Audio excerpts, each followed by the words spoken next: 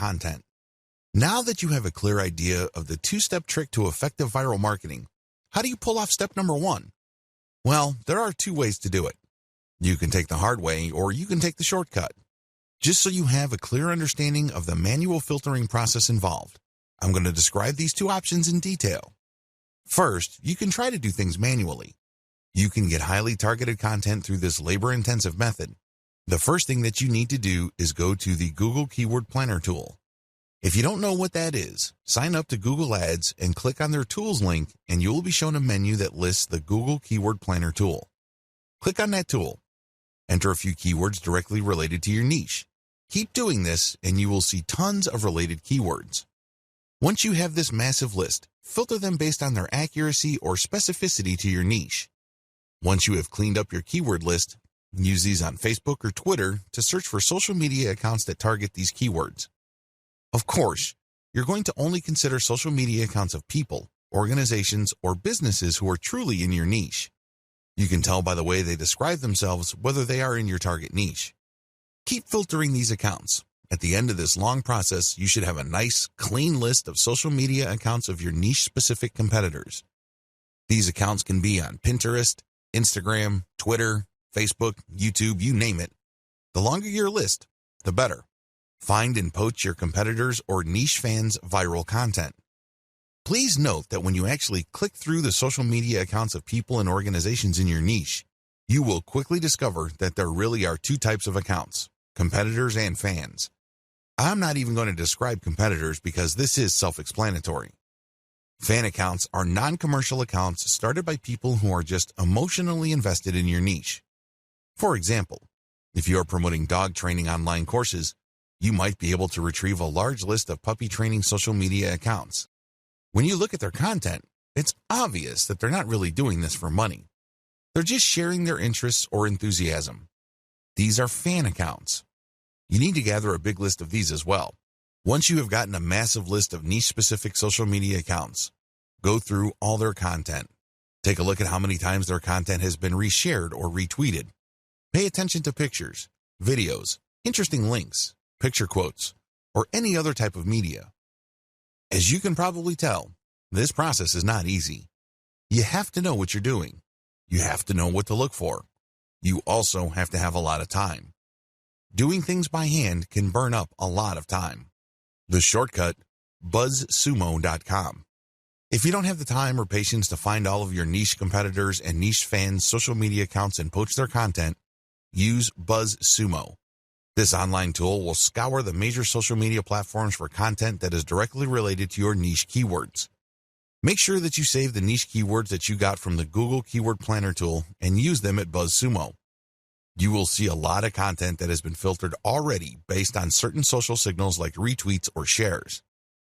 BuzzSumo is a handy tool because it saves you a tremendous amount of time, effort, and frustration. Get your links ready. Once you have filtered your competitors' most viral pieces of content, copy their URLs and put them in an Excel sheet. On the right side, try to find the description for that piece of content. Usually, when you come across viral content on a social media platform, there's a short description or even a title. Use those materials. Maximize niche targeting for your curated content. What is curation? Once you have gathered your reverse-engineered content, please understand that you are going to be using them to build credibility for your social media accounts and, ultimately, to drive traffic to your target website.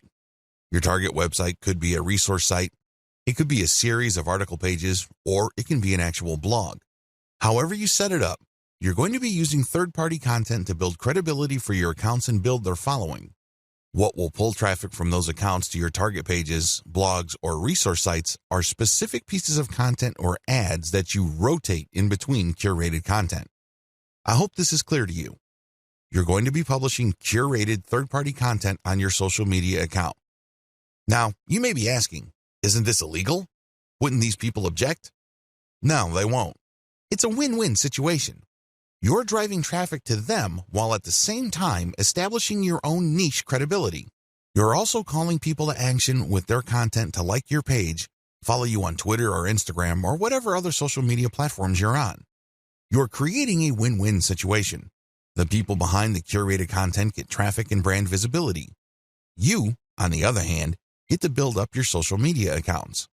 Once you have a big following, an increasing number of people would then see the direct links to your conversion pages.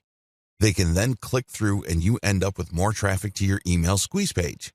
This can lead to a larger email list, which can produce a great amount of income opportunities later on. That's how you play the game. It all boils down to reverse engineering and curating somebody else's content. How to improve curated content.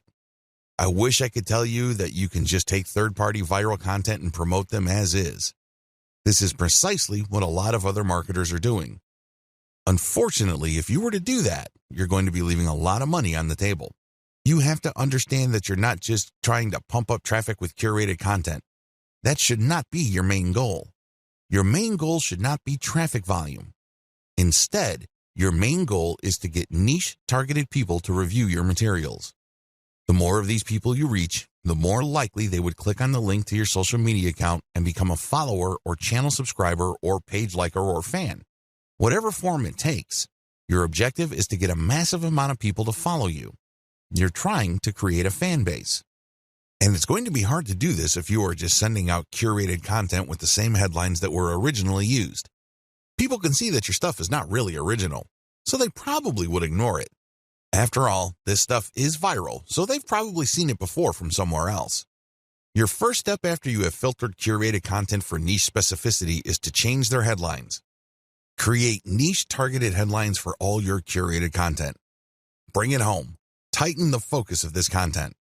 For example, if you have a dropshipping store that sells cat pendants and you have found really great viral videos of cute kittens, make sure the headlines of the video teases people or informs them about your inventory. This is not easy because you have to do it in an attention-grabbing way.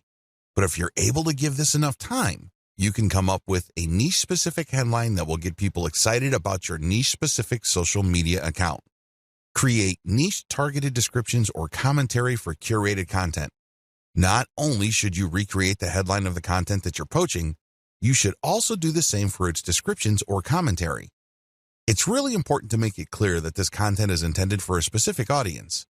This way, when this material blasts its way all over the internet and through all social networks, it can then filter people who are interested in the content. Only people who are really in your niche would want to click on the link that you paired with the content to go back to your social media account. Use niche-targeted hashtags. This piece of advice applies to people using curated content on Twitter and Instagram.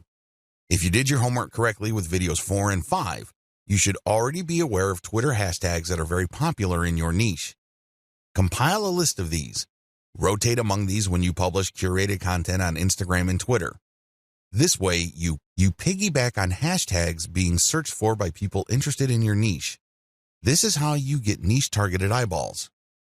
Again, the whole point here is not just to drive a mob of otherwise uninterested people to your social media accounts. Instead, you're looking to get a nice flow of people who are truly interested in your niche and then getting them to follow you on social media. Remember the secondary effects of curated viral content. Viral content is so powerful because you don't just attract people who are already interested in your niche, you also end up motivating them to share with their own social circles. This can lead people sharing the same interests or roughly the same interests to see the links to your social media accounts. So understand how this secondary traffic effect works when crafting headlines, descriptions, and commentary. You're not just repackaging hot content. You're trying to reach people and also their friends and the friends of those friends who share the same niche interests. I want to share with you this big picture so you can see how important this is. This is not something you just blow through. So you have to give this proper attention so as to maximize the niche targeting capabilities of the curated viral content that you are sharing.